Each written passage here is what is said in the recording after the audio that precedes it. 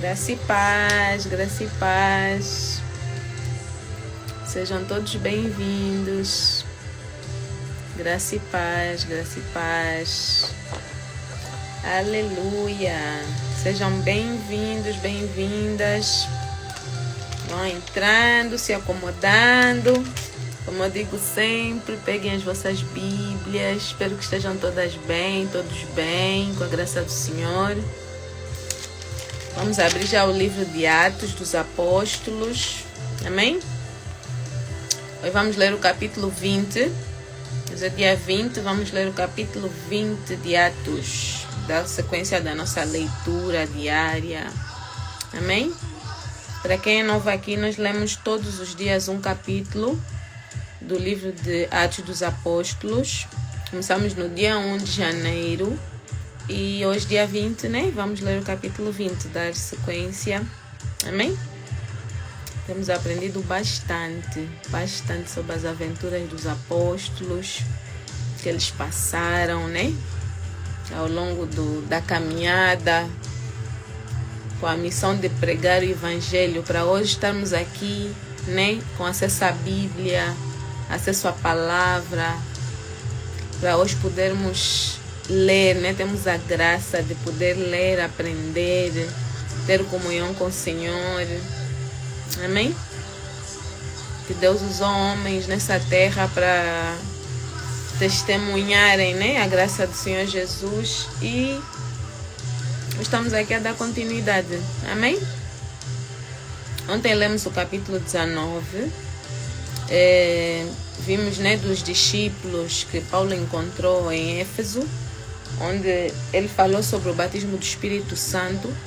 Esses discípulos não sabiam, né, do batismo do Espírito Santo. Disseram que só conheciam o batismo de João, que era o batismo nas águas, que é o batismo por imersão, né, que é aquele batismo que mergulha o corpo todo. Amém? Que é o batismo de João Batista. Esse mesmo batismo que Jesus também, né? João Batista batizou Jesus.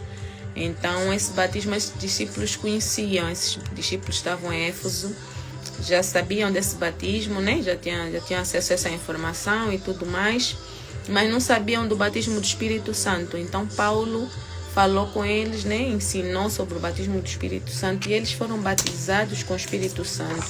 Começaram a falar em línguas, começaram a profetizar. A graça do Senhor desceu sobre eles. Amém? Falamos também no capítulo 19 ontem, né?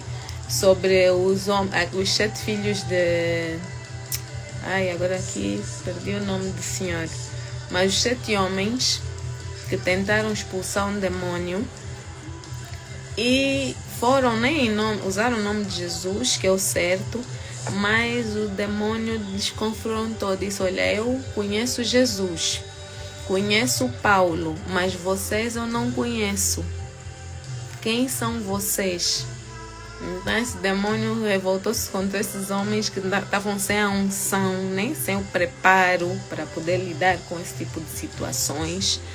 Então o demônio pegou, lhes deu uma surra, né? Ainda lhes fez fugir deles ali todos nus. Enfim, expliquei também, né, sobre como é que a pessoa deve se preparar para poder lidar com esse tipo de situação, pessoas endemoniadas, né? Ontem, por acaso, não sei se me falha a memória, se eu falei, né, ou mencionei sobre o jejum, porque há uma parte que Jesus, né, os discípulos de Jesus tentaram expulsar um demônio e eles não conseguiram. Jesus foi e expulsou, e eles perguntaram a Jesus qual era o segredo, por que eles não tinham conseguido. E Jesus disse que há uma casta de demônios que só sai com jejum e oração. Então, ontem falei sobre a santidade, sobre estar nos caminhos do Senhor, né? Buscar a santidade, porque a santidade nos dá autoridade. para expulsar demônios, mas também tem o jejum e a oração, né? Os dois juntos, ou seja, não basta só orar, mas temos que ter também tempo de oração ou de jejum, né? Tempo de jejum. Isso também nos dá, também aumenta a nossa autoridade espiritual. Então, há demônios que só saem realmente com quem faz jejum, né? Com quem jejua, com quem ora, para além de ter uma vida de santidade e entrega, né? Amém? Falamos também sobre os homens que, né? Houve muitas pessoas na multidão que entregaram os livros de ocultismo para serem queimados em público. Então falamos de que essas eram pessoas que praticavam ocultismo, né? Magias, bruxarias, encantamentos, adivinhações. Que é mais entendido por ocultismo? Tratamentos tradicionais, né? Nós que somos de África, quer dizer, eu sou de África, né? Então faz muitos tratamentos tradicionais, isso tudo isso é ocultismo, tudo isso envolve misticismos, práticas que não são bíblicas. Então, esses homens entregaram todos os livros que eles tinham, né? Das porções mágicas e as receitas lá que é para coisa, né? Para como entrar nesse mundo das trevas. Então, eles entregaram tudo e foi tudo queimado. Por quê? Porque eles se converteram, eles ouviram a palavra tocou no coração deles e gerou transformação, porque é isso que a palavra de Deus faz. É isso que a palavra de Deus gera em nós, transformação. Não tem como você ouvir a palavra de Deus, não tem como você ler a Bíblia, você falar com o Senhor, você está em tempo de oração, você jejuar e você não ser transformado. Você é transformado. Só a leitura mesmo, só o ouvir a palavra já gera transformação, porque a palavra é viva. A Bíblia é o único livro que nós, ao lermos, temos o autor presente. Então não tem como você ler a Bíblia e o Espírito Santo não está ali a te gerar entendimento, né? A te gerar interesse em continuar a ler, em ter comunhão, a aprender mais. Então é o único livro do mundo onde o autor está presente, seja onde você estiver. Então gera transformação realmente, porque é isso que a palavra diz, né? Que a palavra de Deus é viva e eficaz. Amém? Então, hoje vamos ler o capítulo 20 e ver o que é que nos reserva esse novo capítulo. Amém? Então, se já tiver a sua Bíblia... Deixa eu ver aqui um minuto. Então, solzinho de fundo. Aleluia, aleluia, Jesus. Oh, Santo Espírito. Oh, Santo, Santo, Santo. Aleluia, Jesus. Amém? Você já abriu a tua Bíblia no capítulo 20, é só acompanhar. Caso não tenha a sua Bíblia aí consigo, não faz mal. Basta ouvir, prestar atenção na leitura e o efeito é o mesmo. Amém? Então, capítulo 20 diz assim, o título: Paulo viaja pela Macedônia e pela Grécia. Cessado o tumulto, Paulo mandou chamar os discípulos e, depois de encorajá-los, despediu-se e partiu para a Macedônia. Viajou por aquela região, encorajando os irmãos com muitas palavras, e por fim chegou à Grécia, onde ficou 3 meses. Quando estava a ponto de embarcar para a Síria, os judeus fizeram uma conspiração contra ele. Por isso decidiu voltar para a Macedônia, sendo acompanhado por Sópatro, filho de Pirro, de Bereia, Aristarco e Segundo, de Tessalônica, Gaio de Derbe e Timóteo, além de Tíquico e Trófimo, da província da Ásia. Esses homens foram adiante e nos esperaram em Troade. Navegamos de Filipo após a festa dos pães sem fermento, e 5 dias depois nos reunimos com os outros em Troade, onde ficamos 7 dias. Ou seja, aqui o capítulo começa, né, falando sobre o tumulto, né, no capítulo 19, no capítulo 19 que lemos ontem, os últimos versículos falam sobre um tumulto que se criou por causa dos artesãos, né? Eles faziam estátuas e essas estátuas eram os ídolos que aquele povo adorava. Ou seja, eles tinham uma deusa que era considerada a deusa do país, né? Então eles adoravam essa deusa e eram feitas imagens, né, em ouro, prata, madeira, de vários tipos de material, e as pessoas compravam conforme a sua situação financeira. Então os ricos de certeza compravam as de ouro, os mais pobres as de madeira, né, ou de gesso, ou o material que eles usassem. Então esses artesãos começaram a ver o seu negócio entrar, né, ser ameaçado, uma vez que Paulo chegou e começou a dizer, porque a idolatria não pode, né? Deus é contra a idolatria. Os idólatras não herdarão o reino dos céus. Então Paulo começou a ensinar sobre a idolatria. Ou seja, toda imagem que a pessoa tiver em casa, toda imagem que a pessoa prestar um culto, uma devoção, ou não sei que nomes, né? Pronto, cada um vai dar o seu nome. Mas, como é que eu posso dizer? Vamos falar assim, tem aqueles bonecos que a pessoa tem em casa de enfeite. Então, você vai numa loja e compra uma escultura de uma mulher, de uma criança, você não presta culto para isso. Você tem ali, enfeita e está ali só enfeitar. Agora, todo objeto que você venera, que você acende vela, que nem que a pessoa, no caso, né? Não vou estar a falar diretamente, mas pronto. Todo objeto que a pessoa venera, presta culto, presta homenagem, presta atenção, vamos assim dizer, é considerado idolatria. Então é isso que Paulo estava a ensinar esse povo. Parem de fazer isso, parem com isso, voltem-se para o Senhor. Aceitem Cristo como seu Senhor e Salvador.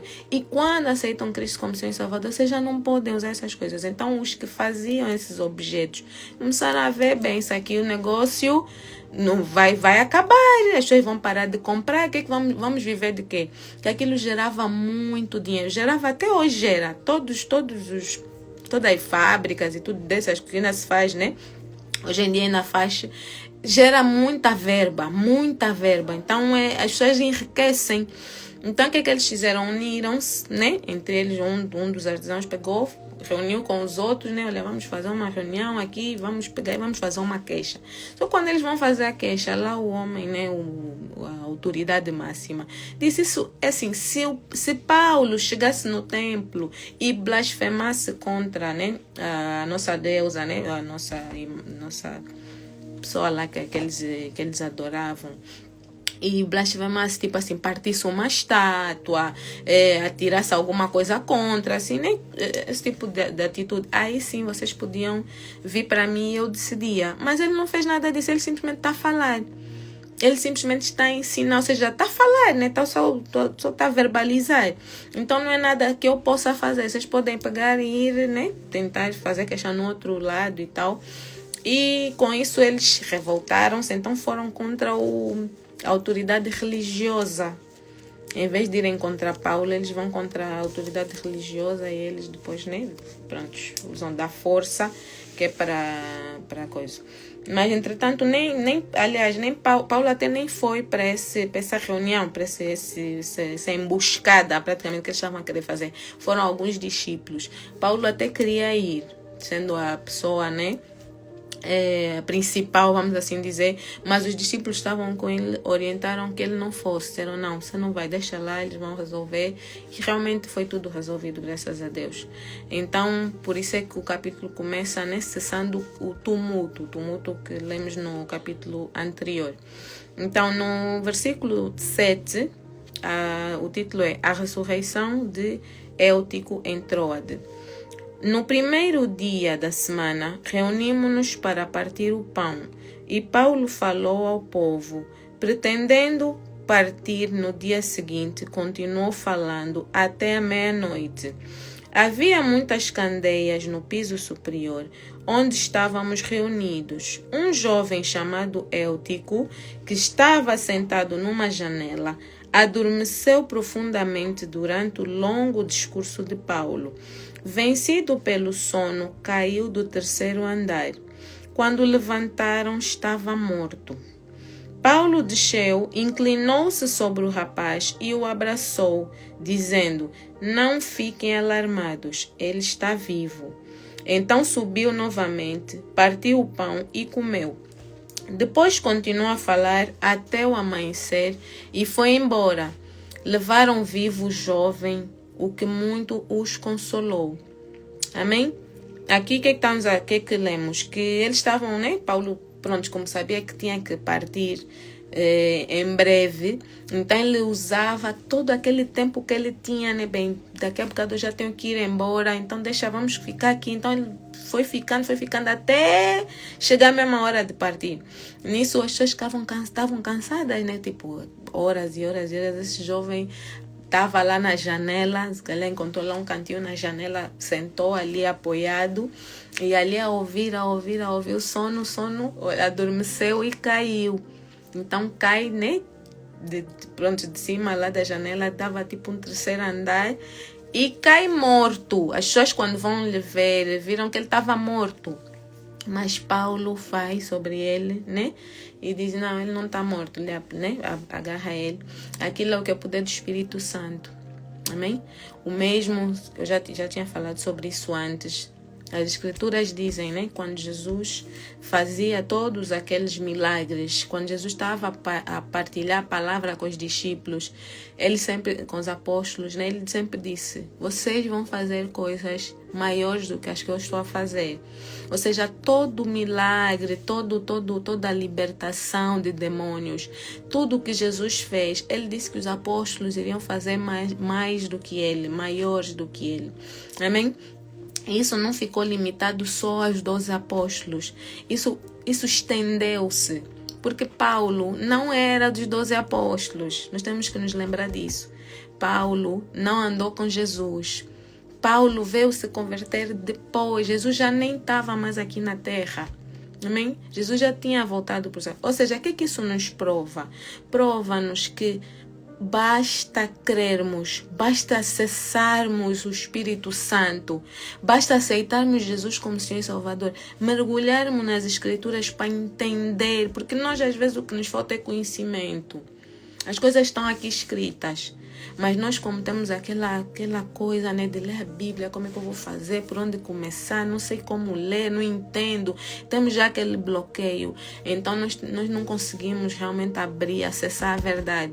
Mas quando nós começamos a ler, e é isso que eu creio que vai gerar em nós, e já está gerando em nós, em nome de Jesus, que nós estamos aqui, hoje é o 20º dia do mês, 20º dia do ano, e estamos aqui firmes e fortes na leitura. Então creio que a transformação já começou em cada um de nós que acompanha a live. Amém? Então todos nós, a partir do momento que temos acesso à verdade, começamos a entender os propósitos do Senhor na nossa vida, as promessas de Jesus na nossa vida, nós começamos a fazer as maravilhas que Jesus também fez. Mas agora temos que ter cuidado e atenção, porque não é para nós sermos famosos, não é para nós termos mérito. Toda a honra, toda a glória deve ser dada ao Senhor Jesus. Amém? Temos que dar toda a honra ao Senhor Jesus. Eu não sei fazer nada. Eu não sei fazer milagre, eu não sei gerar vida, eu não sei. Então não posso, se eu orar por alguém e essa pessoa for curada, eu não posso dizer que fui eu que orei, né? Orei e eu fiz com que a pessoa ficasse curada. Eu nem sei. Se me perguntar, fizeste como? Não sei. A única coisa que eu fiz foi orar, porque a palavra me disse ora. Amém? A palavra me diz que eu posso repreender o mal que está na pessoa. Eu posso. Jesus me deu essa autoridade. Mas como é que eu sei? Porque está escrito. Então, quando nós acessamos a verdade, quando nós acessamos a palavra do Senhor, nós começamos a entender o que está lá escrito. O que é que nós podemos e o que não podemos, porque o que não podemos também está aqui escrito. Não é ninguém que inventou, não, inventei, que isso é pecado. Não, está escrito. Então, quando nós começamos a acessar essa verdade, nós começamos a fazer maravilhas.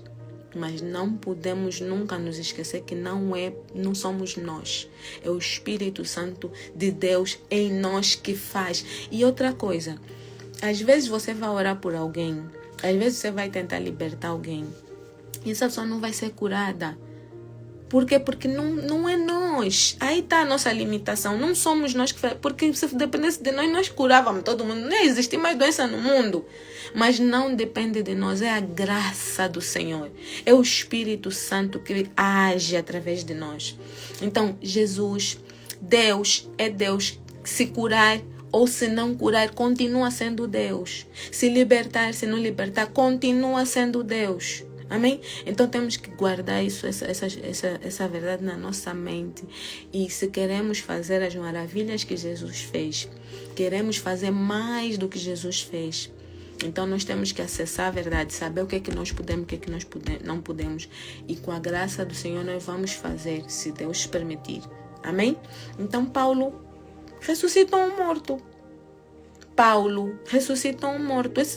O rapaz estava morto porque era quase impossível uma pessoa cair do terceiro andar, porque ele adormeceu. Ele adormeceu. Quando ele adormece, imagina você tá dormindo e começa a sonhar. Não tem aqueles sonhos que a pessoa tá sonhando, tá a cair e você acorda assustado. Imagina. Ele caiu no chão, morreu. As pessoas foram lhe segurar, de certeza que pegaram no nariz, vamos ver se está a respirar o coração.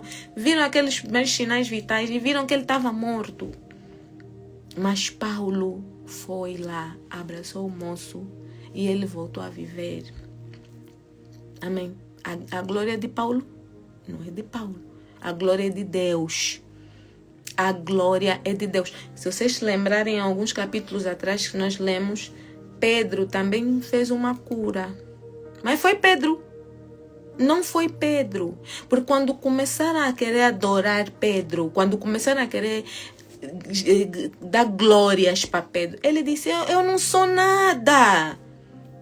Eu sou como vocês. Eu sou homem como vocês. O que Pedro estava a dizer? Eu sou pecador como vocês, eu sou de carne e osso como vocês. Não me prestem homenagem, não me dêem glória. Eu não sou nada.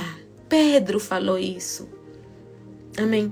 Então é essa maturidade espiritual que nós estamos a pedir a Jesus. Senhor, nos dá maturidade espiritual. Nós temos que entender, não podemos viver no engano. Não pode chegar esse nos fala aquilo e aquele fala e nós estamos a aceitar e nem sabemos o que é verdade, o que não é. Então a palavra de Deus está a te dizer, Pedro disse, não me adorem, não me prestem culto. Eu não sou nada, eu sou homem como vocês. Amém?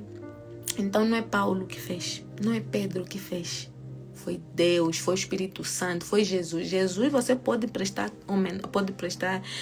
glória, você pode lhe exaltar, pode lhe adorar, mas não pode fazer imagem. Amém? Não podemos fazer imagem de Jesus. Não, eu tenho uma imagem de Jesus. Não pode fazer imagem. Porque quando nós temos uma imagem, nós adoramos essa imagem. Embora seja Jesus, embora seja a cruz. Nós não estamos a adorar Deus. Não estamos a adorar Jesus. Estamos a adorar aquilo. O objeto. Então, isso é que Deus é bom. Que Paulo veio dizer, não façam estátuas. Estamos a dar para o objeto. Então, esse objeto nós entendemos que é isso que eu estou a tentar dizer, que está aqui na palavra, amém? Espero que todo mundo esteja de acordo com aquilo que estamos a ler e com o mesmo entendimento, amém? Então, continuando a palavra, no 12 diz assim, levaram vivo o jovem, o que muito os consolou. No 15 diz assim, Paulo despede-se dos presbíteros de Éfeso. Quanto a nós, fomos até o navio e embarcamos para Assos, onde iríamos receber Paulo a bordo. Assim ele tinha determinado, tendo preferido ir a pé. Quando nos encontrou em Assos, nós o recebemos a bordo e prosseguimos até Mitilene. No dia seguinte, navegamos dali e chegamos de fronte de Quio. No outro dia, atravessamos para Samos e um dia depois chegamos a Mileto. Isso foi uma grande viagem, imagina. Para aqui, tá que nem parece um cruzeiro, né? Faz uma parada aqui, outra ali. Amém. No 16 diz assim: Paulo tinha decidido não aportar em Éfeso para não se demorar na província da Ásia, pois estava com pressa de chegar a Jerusalém, se possível antes do dia de Pentecoste. Vocês já pararam para... Não sei se vocês estão por dentro das festas judaicas, mas eu gosto muito. Eu acho que nós cristãos devemos fazer as festas judaicas, sinceramente. Eu acho que não é uma prática que fosse só deles, né? Do mesmo jeito que nós adoramos o Deus deles, do mesmo jeito que nós aprendemos a história deles, eu acho que seria muito bom se nós fizéssemos as festas que eles fazem, porque foram festas instituídas por Deus. Quando nós lemos os livros da lei, né, de Êxodo, de Deuteronômio, nós aprendemos como é que Deus instituiu as festas. Deus escolheu o dia da festa. Deus escolheu o que comer na festa. Deus escolheu quantos dias as festas iriam durar. E não era festa de um dia, era festa de 7 dias, 8 dias. E Deus deu cada detalhe. Olha, na festa dos pães asmos vão fazer assim. O pão tem que ser sem fermento. Olha, Deus é um Deus de detalhe.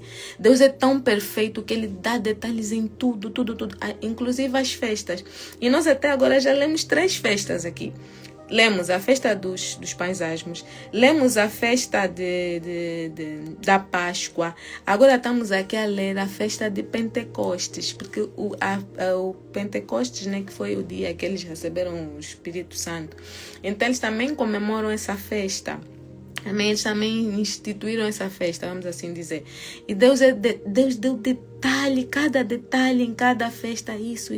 No primeiro dia vão fazer isso, no segundo dia vão fazer isso. E eles são muito alegres, as festas deles são mesmo festa de comer, de dançar, é muita alegria. Então eu acho uma coisa assim na cultura judaica muito incrível que eles continuam com essas festas até hoje, festas que foram instituídas nos tempos de Moisés, no tempo de Abraão, continuam até hoje. Jesus participou, os apóstolos participaram, Paulo, que nem andou com Jesus, continua a participar. E Paulo tinha 2 nacionalidades, ou seja, a judaica, né, e a romana, e mesmo assim participava também das festas. Amém? No 17 diz assim: de Mileto, Paulo mandou chamar os presbíteros da igreja de Éfeso. Quando chegaram, ele lhes disse: vocês sabem como vivi todo o tempo em que estive com vocês, desde o primeiro dia em que cheguei à província da Ásia. Servi ao Senhor com toda a humildade e com lágrimas, sendo severamente provado pelas conspirações dos judeus. E nós que estamos aqui a ler, sabemos o que ele passou, né? O que ele passou de provações, as conspirações, onde ele fosse, tinha sempre os judeus, né? O grupo que se levantava contra ele, que faziam queixas lá nas autoridades, enfim. No 20 diz assim: vocês sabem que não deixei de pregar-lhes nada que fosse proveitoso, mas ensinei-lhes tudo publicamente e de casa em casa. Testifiquei tanto a judeus como a gregos que eles precisam converter-se a Deus com arrependimento e fé em nosso Senhor Jesus. Amém? Agora, compelido pelo Espírito, estou indo para Jerusalém, sem saber o que me acontecerá ali. Só sei que em todas as cidades o Espírito Santo me avisa que prisões e sofrimentos me esperam. Todavia, não me importo, nem considero a minha vida de valor algum para mim mesmo. Se tão somente puder terminar a corrida e completar o ministério que o Senhor Jesus me confiou, de testemunhar do Evangelho da graça de Deus. Agora sei que nenhum de vocês, entre os quais passei pregando o reino, verá... Só um minuto... Agora sei que nenhum de vocês, entre os quais passei pregando o reino, verá novamente a minha face. Amém? Essas palavras de Paulo são palavras de reflexão. Reflexão. O que ele disse, eu entreguei tudo. Tudo que eu tinha, eu entreguei. Fui humilde.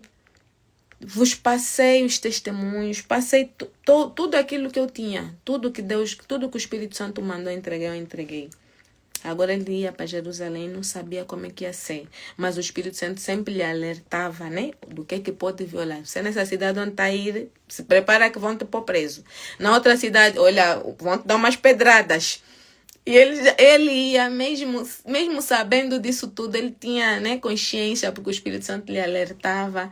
E mesmo assim ele não deixava de ir, não deixava de fazer, porque ele sabia que a minha vida já não me importa. Amém? No 26 diz assim: portanto, eu lhes declaro hoje que estou inocente do sangue de todos. O que ele está a dizer aqui? A minha parte eu já fiz. Já vos ensinei tudo. Já passei toda a informação. Já disse o que pode, o que não pode. Então, o sangue... Não vou levar sangue de ninguém aqui. Não serei culpado, né? Por inocente do sangue de todos. Todos que me ouvem.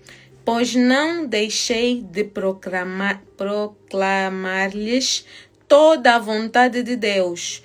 Cuidem de vocês mesmos e de todo o rebanho, sobre o qual o Espírito Santo os colocou, como bispos, para pastorearem a igreja de Deus, que ele comprou com seu próprio sangue.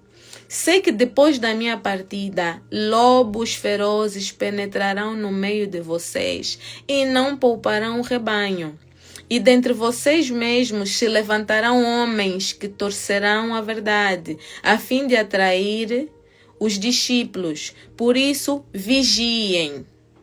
Lembrem-se de que durante 3 anos jamais cessei de advertir cada um de vocês disso, noite e dia, com lágrimas. Amém? Veja, estamos a entender o que Paulo está a dizer. Paulo está a dizer, eu entreguei tudo o que eu tinha.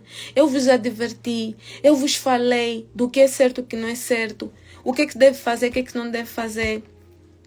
Eu não vou ser culpado do sangue de ninguém, mas eu já vou vos advertir. Eu estou a ir, estou a vos deixar. Continuem a fazer as coisas que... né? Continuem a fazer o trabalho, porque novas pessoas vão entrar para o corpo de Cristo. Novos membros, novas pessoas vão se converter. Então continuem a pregar. Mas vos advirto que no meio de vocês irão se levantar pessoas que vão distorcer a verdade.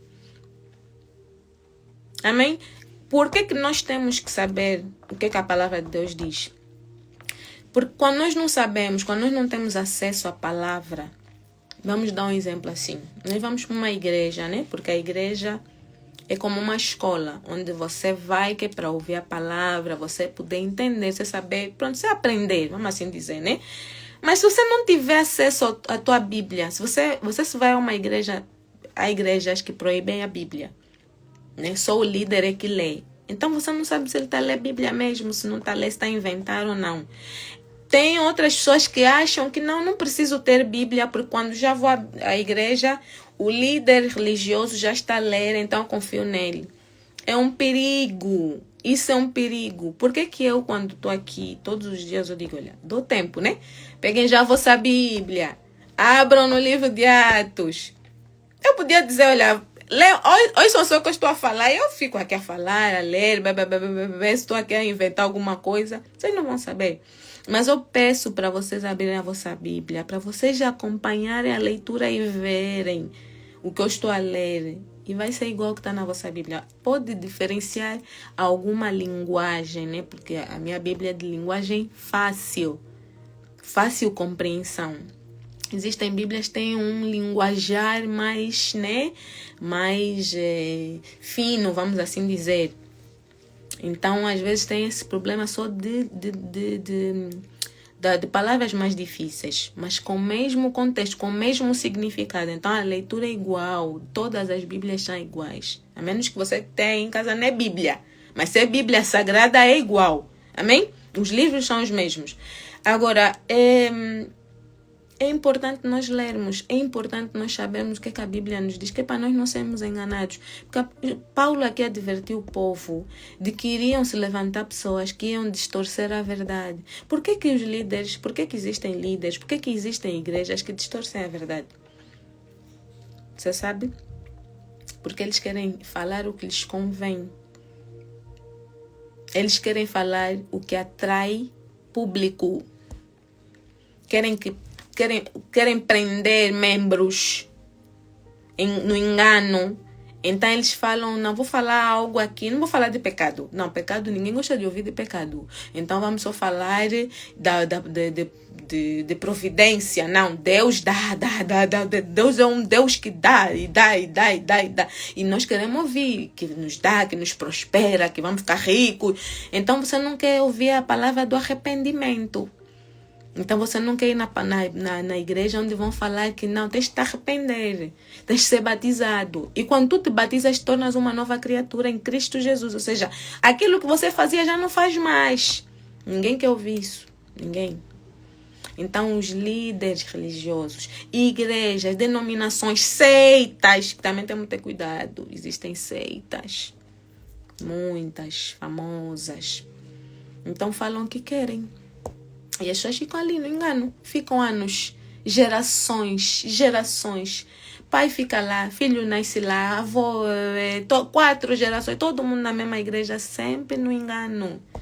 É incrível. A palavra de Deus fala a verdade, mas nós não queremos ouvir, nós não queremos aceitar, nós queremos...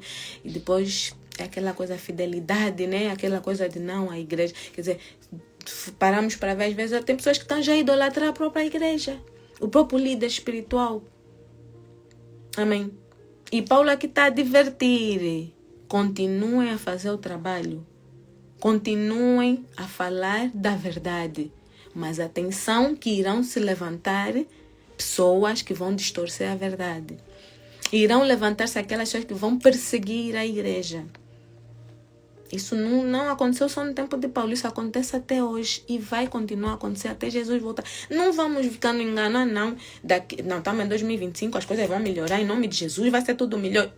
Meu irmão, minha irmã, lamento te dizer que aqui nada vai melhorar. Nada vai melhorar mais, nada. Porque quanto mais próximos estamos da volta de Jesus, piores as coisas vão ficar. Piores, não te enganes, não pensa que a economia vai melhorar, que a não sei o que vai melhorar, a violência, não, nada vai, tudo só vai piorar. Então essa é a altura de nós nos voltarmos para Cristo, porque só em Cristo temos salvação, só em Cristo temos proteção. Não adianta você se confiar na tua força, do teu braço, não vou meter 500 câmeras à volta de casa, nada disso, só Jesus. Então essa é a hora de nós começarmos a ler a verdade, a aprender a verdade, para ficarmos alertas, ficar espertos, para não nos enganarem, para não ver aquele e você está aí na conversa dele, vem o outro também, estamos aí na conversa, depois já não sabemos quem está a falar, quem é quem, e estamos perdidos porque não temos acesso à verdade. Mas não temos acesso à verdade por quê? Será que você, aí onde você mora, o evangelho é proibido? Porque existem países que são proibidos o evangelho. Tem países onde a Bíblia não entra. Os países da janela 1040, ok? Não entra a Bíblia. Você não pode pregar o evangelho. Você não pode ir à igreja. Você nem pode... Ai de quem tiver igreja. Ai de... Então se você onde mora, você tem um livro. Você tem esse livro. Você pode ter esse em casa.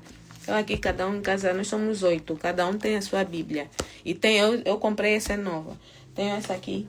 Ou seja, só eu tenho 2. Meu marido tem 2. Então, temos um bué de Bíblia. Há países que nenhuma Bíblia você pode ter. Então, se você onde mora, você tem possibilidade de ter uma Bíblia, dá graças a Deus. Porque há quem está a chorar para ter Bíblia. Há quem está a chorar para ler essa verdade que nós estamos a ler. Então... vamos ser gratos, vamos aproveitar enquanto não há perseguição aqui onde nós moramos, onde você mora, porque a perseguição vai vir também. Não vai se limitar só aos países onde o evangelho de Jesus não tem acesso, não tem livre acesso. Mas isso vai piorar. Por isso vai piorar. O mundo vai piorar. Amém? É triste dizer, é uma coisa que eu gostaria como crente dizer, não, vamos orar, vamos entrar em intercessão aqui, Jesus, Deus vai ouvir o nosso clamor e vai mudar a realidade do mundo. Deus pode mudar a realidade da nossa vida, da nossa família, do nosso bairro, mas do mundo, não é que Deus não possa, é que há uma profecia e essa profecia tem que se cumprir. Do mesmo jeito que nós às vezes nos perguntamos por que Jesus morreu? Por que ninguém pegou? Por que Jesus não pegou e fez, usou os poderes dele? Ele tinha poder para não ir parar na cruz, fazer ali um terremoto, todo mundo morria ou desmaiavam, ele fugia. Quer dizer, nós pensamos em 1001 possibilidades para Jesus não ter sido crucificado. Mas havia necessidade disso acontecer. Essa profecia tinha que se cumprir. Jesus estava tão exausto de ter sido chibatado, ter apanhado, ter sofrido, que ele ficou exausto. Ele pediu a Deus, pediu ao Pai, se possível, afasta de mim esse cálice. Porque ele sabia da missão dele. Ele não estava aqui a viver aquele sofrimento todo sem saber o que vai acontecer. Não, ele sabia de tudo que iria acontecer. E ele sabia da importância do sacrifício dele. E mesmo assim, ele clamou ao Pai. Se pudesse lhe afastar daquilo. Se Deus pudesse criar uma situação para Jesus não ter que viver aquilo. Mas ele disse, mas contudo que seja feita a tua vontade. A vontade de Deus tinha que ser feita para que hoje a humanidade pudesse ser salva, porque senão seria só os judeus, seria só um povo que iria ser salvo, o resto do mundo ia para o inferno, isso ia amassar lá com o diabo. Mas Deus viu, é muita gente, eu não posso permitir isso. Não, meu filho, aguenta só, aguenta. E Jesus morreu por nós. Então, o mundo do jeito que está, por mais que nós oremos, há um plano, há necessidade que seja assim, há necessidade que essas coisas aconteçam, há necessidade que tudo vire um caos para que Jesus volte. Porque é assim que está escrito, é assim que vai acontecer. Então, temos que estar alerta, temos que estar atentos aos sinais, temos que saber, porque sabiam que está na Bíblia tudo o que vai acontecer. Está na Bíblia. Como é que vai ser? Como é que serão os sinais dos últimos tempos? E tudo isso que nós estamos a ver, que foi escrito há mais de... Enfim. Amém? Vamos continuar a ler. Então, no 32 diz assim, agora... Pronto, vou ler de novo o 31. Por isso, vigiem. Lembrem-se que durante 3 anos jamais cessei de advertir cada um de vocês disso, noite e dia com lágrimas. Agora eu os entrego a Deus e a palavra da sua graça, que pode edificá-los e dar-lhes herança entre todos os que são santificados. Não cobicei a prata, nem o ouro, nem as roupas de ninguém.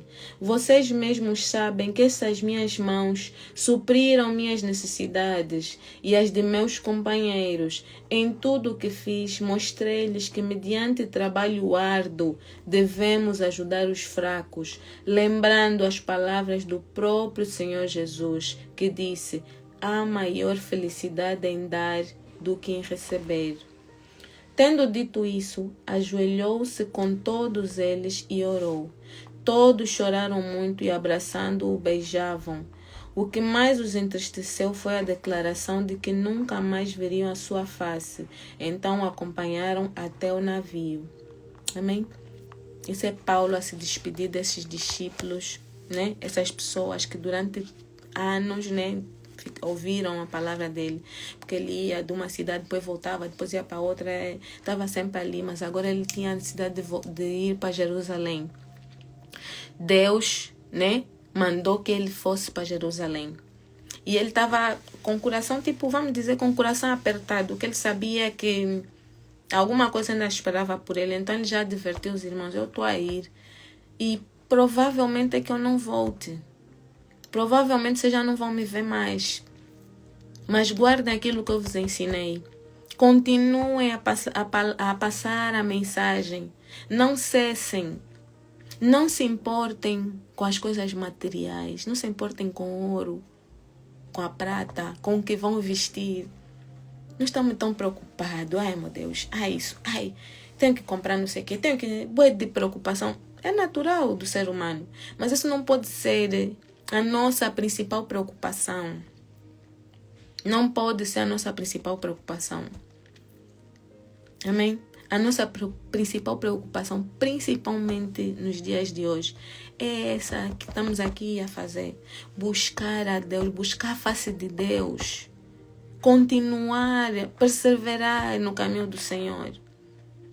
Eu não sei quantos de vocês aqui presentes são pais, mas se você não é pai ou mãe ainda, você vai ser um dia. Se você tem uma geração, vai ter uma geração, né? Vai ter descendentes. Então, aprende hoje para você depois passar para a nova geração.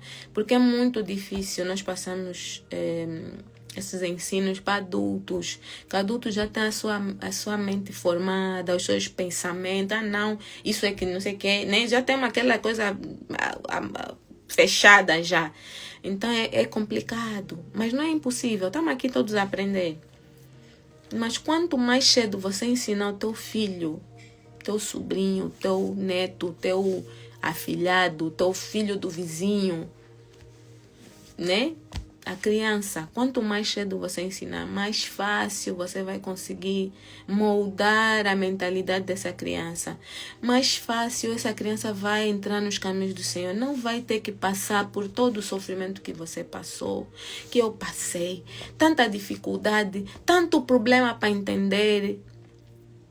A pessoa tem que errar, tem que se desviar dos caminhos, tem que fazer, tem que bater cabeça aqui, partir aqui para aprender. É mais fácil quando nós ensinamos os nossos filhos. É mais fácil quando nós ensinamos uma criança. Então vamos aprender. Se está difícil de aprender por nós, vamos aprender pelo menos para a nova geração. Amém? Vamos aprender pelo menos para que essa geração que vem após nós aprenda desde pequenininhos. E nós já sabemos ensinar, já sabemos explicar, já sabemos contar as histórias, já sabemos introduzir a criança no caminho do Senhor. A palavra de Deus diz que ensina a criança no caminho que deve andar, que mesmo que adulto, mesmo quando crescer, não se desviará dele. Você pode ver muito adulto que se desviou, né? Que cresceu na palavra, mas que depois se desviou, né? Quando era criança andou na palavra, ou jovem, depois se desviou. Mas eu vou vos falar uma coisa. Toda pessoa que teve acesso à palavra de Deus, a ensinamentos bíblicos, de criança, de jovem, e se desviou, seja o que essa pessoa tiver a fazer nesse momento, essa pessoa não esqueceu o que está na palavra. Não esqueceu. Essa pessoa simplesmente está cega, porque o diabo cega a pessoa. O diabo mostra, não, isso aqui é melhor. Não, isso aqui vem ainda fazer que você não é muito jovem, que é para se entregar a Deus, vem ainda se desviar um pouco. Mas a pessoa, há coisas que a pessoa não faz, porque não se lembra, não, isso aqui eu não posso fazer. Isso aqui não, isso aqui, não, vem, não, isso aqui, ou seja, há coisas que a pessoa não faz, não experimenta, porque tem ainda no subconsciente aquilo que foi ensinado quando era criança. Então não é perder tempo. Não é, estou a lhe ensinar, a criança não vai ouvir, não vai entender. Vai entender. Quanto mais novo, mais entende. Isso já está mais que provado. Isso aqui nem vamos discutir, nem vamos debater isso, porque cientificamente já está mais que provado que a criança começa a entender e a ouvir até na barriga. Então não pensa que a criança ouvir a palavra de Deus com 1 ano. Não é muito cedo ainda para ouvir a palavra. Não é muito cedo. Tem que ouvir. Ainda está na barriga. Começa a pôr louvor, começa a pôr oração, começa a orar, começa a fazer. A criança vai ouvir, vai absorver. E quando Deus quiser resgatar essa alma de onde tiver, vai resgatar e você nem vai entender como. Essa pessoa nem vai entender como. As pessoas ao seu redor nem vão entender como. Mas não é tarde. Nunca é demais. Não é perder tempo. Perder tempo nós estamos a perder quando ficamos a nos preocupar. Vamos comer que é amanhã. Vamos vestir o que é amanhã. Isso é que é perder tempo. Estamos preocupadas com coisas que não é para se preocupar. Comer é importante, claro. É natural, principalmente mães têm que se preocupar com o que vai almoçar amanhã, mas é aquela preocupação exagerada. É o que eu estou a dizer, não, né? Não estou a falar aquela preocupação natural de não, tem que tirar frango para amanhã o almoço. Natural. Agora, ai meu Deus, ai Senhor Jesus, ai vou mesmo morrer de fome. Aquela preocupação que te tira o sono, a pessoa já nem não fica com ansiedade, com depressão, porque ai meu Deus, eu vou comprar. Não sei como é que eu vou comprar. Essa preocupação desregrada. Essa preocupação que nos leva a perder a fé, que nos leva a perder o foco em Jesus. É essa preocupação que eu estou me a referir. Amém? Então, lembrem-se dessas palavras de Paulo. De tudo isso que ele falou. Lembrem-se de continuar a falar, de continuar a estudar, de continuar a ler, continuar a aprender. Começar a mudar. Temos que começar a mudar. Olha, cada dia. Você começa a... Você reflete. Aí onde você estiver, você reflete, Senhor, e isso aqui mesmo eu tenho que parar já de fazer. E no dia seguinte, começa a treinar. Não, já hoje não... Você quando der conta, você tá parado, você vai falar, meu Deus, parei de fazer isso. E assim, um dia vai mudando uma coisa, outro dia, quando der conta, estás mesmo andando no caminho do Senhor. Porque o Espírito Santo já está a habitar em ti. Você está a receber o alimento. Você está a ouvir a palavra. Você está a tirar tempo com Deus. Você acha que Deus está a ignorar isso? Você acha que Deus não está atento nesse detalhe? Nesse tempo que você tirou? Se é 10 minutos, se é 30, se é 1 hora que você está aqui a ouvir a palavra. Você acha que Deus não está a ver? Você acha que Deus não vai te dar um galardão? Não vai te dar uma recompensa? Deus vai dar. Deus já está a dar. Amém? Não está sem vão. Não está sem vão esse nosso tempo aqui com o Senhor, esse nosso tempo de aprendizado, esse tempo de comunhão, esse tempo de estar aqui a se alimentar. Nós estamos a alimentar o nosso espírito. Lembram que eu disse nas primeiras lives que o alimento espiritual é como um músculo? Você nos primeiros dias não veio. Tu quer fazer para exercício? Já estou cheia de dor. Ontem fui no ginásio, no gym, fiz exercício, não estou a ver a minha perna crescer. 1 mês depois, 6 meses depois, você vê a perna está ali. Fala, uau, afinal vale a pena. É igual um músculo espiritual que você está a trabalhar todos os dias, a alimentar, a ouvir a palavra, está a crescer. Você sabe que não está vendo, mas está a crescer. Você quando assustar, já está como... Ai meu Deus. É porque nós não conseguimos ver o mundo espiritual. Porque se nós tivéssemos acesso ao mundo espiritual, nós iríamos ver a graça de Deus ser manifesta de uma maneira que acho que nós íamos chorar.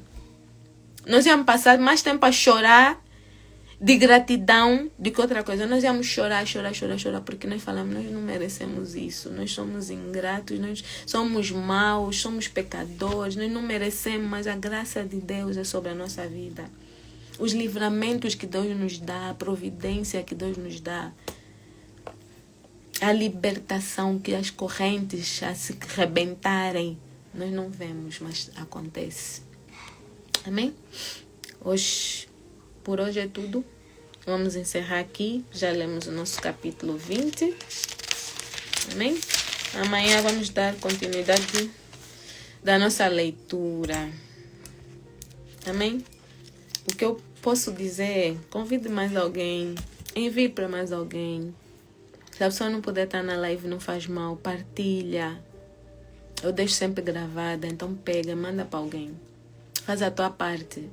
Não, mas não sei se vai abrir, se vai ver. Você fez a tua parte. Até que Paulo disse, eu fiz a minha parte. Esse sangue não tem culpa. Esse sangue não tem culpa. Então você vai fazer a tua parte. Você vai enviar para quem você acha que deve enviar. E depois o resto é com Deus. Nós não podemos, a nossa força é ilimitada, o nosso poder é limitado, mas o poder de Deus é ilimitado. Amém? Vamos encerrar. Não sei se alguém tem algum pedido de oração. Nós estamos aqui a apresentar o Senhor. deixar aqui nos pés de Jesus. Amém? Vamos encerrar a live. E amanhã, se Deus quiser, a gente estará aqui de novo. Se Jesus não voltar. Amém?